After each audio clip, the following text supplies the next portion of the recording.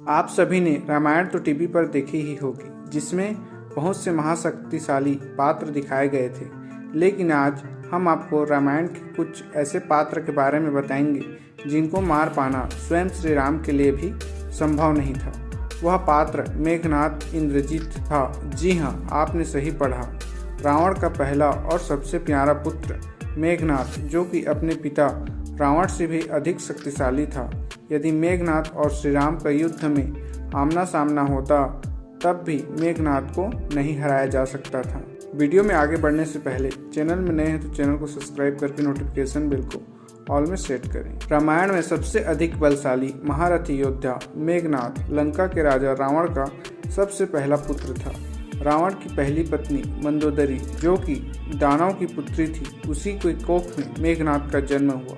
मेघनाद के इस नाम का रहस्य बताया जाता है कि हमारे ग्रंथों में इस बात का वर्णन है। जब मेघनाद का जन्म हुआ तब उसके रोने की आवाज़ एक साधारण बालक की तरह नहीं था। तब उसके रोने की आवाज़ बादल की गड़गड़ाहट की तरह सुनाई पड़ती थी, जिसकी वजह से उस बालक का नाम मेघनाद रखा गया।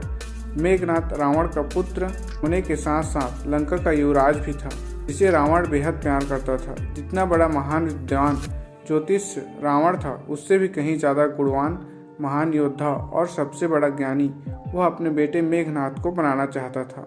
अपने पुत्र को अजर अमर बनाने की कामना को लेकर त्रिलोक विजेता रावण ने सभी देवताओं को अपने पुत्र के जन्म के समय एक ही स्थान पर अर्थात 11वें घर में विराजमान रहने के लिए। मेघनाद के पैदा होने से पहले रावण को इतना ज़्यादा मोह अपने पुत्र से हो गया था कि उसने ग्रहों की चाल को बदलने की कोशिश कर डाली, परंतु भगवान तो अपनी माया अपने अनुसार ही रखते हैं। इसलिए शनिदेव ने रावण की आज्ञा का उल्लंघन किया और सारे ग्रहों से अलग 12वें घर में जाकर बैठ गए, ताकि मेघनाद अजर अमर की उपाधि ना प्राप्त कर सके।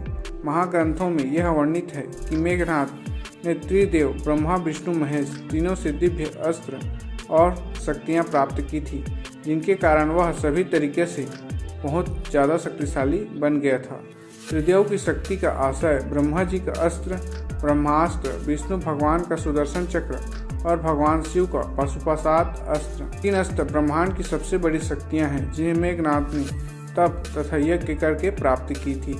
इसी वजह से वह ब्रह्मांड का सबसे महान योद्धा कहलाया गया था। इंद्रजीत ने अपनी युक्ति शास्त्र शिक्षा शुक्लाचार्य से प्राप्त की। इन सब के अलावा उन्होंने कई अलग अलग प्रकार की जादुई और सम्मोहन शक्तियाँ को भी प्राप्त किया था, जिसकी वजह से युद्ध क्षेत्र में उन्हें राम व लक्ष्मण दोनों को ही एक साथ नागपाश में फंसाकर मूर्छित कर दिया था।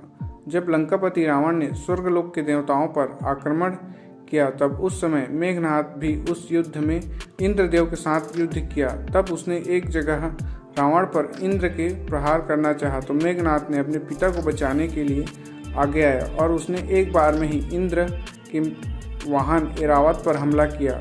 उसे वहां पर सभी देवताओं के साथ साथ इंद्र को भी इस युद्ध में हराकर मेघनाद इंद्रजीत की उपाधि से संबोधित किया गया।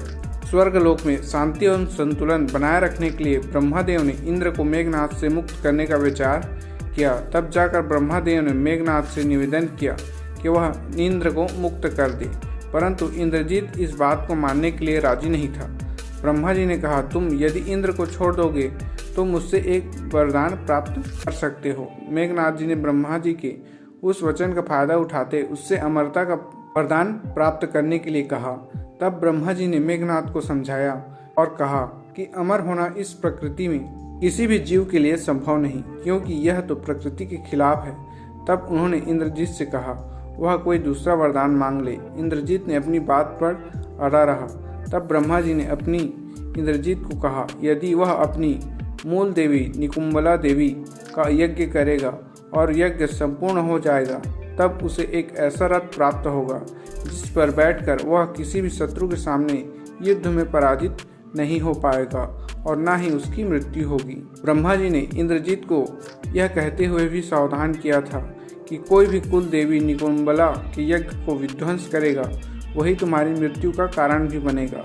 ब्रह्मा जी ने इंद्रजीत को यह भी बताया कि केवल एक ही व्यक्ति इस पृथ्वी पर ऐसा होगा जो मेघनाद का अंत कर पाएगा। वह केवल वही व्यक्ति होगा जो 12 वर्ष तक सोया ना हो।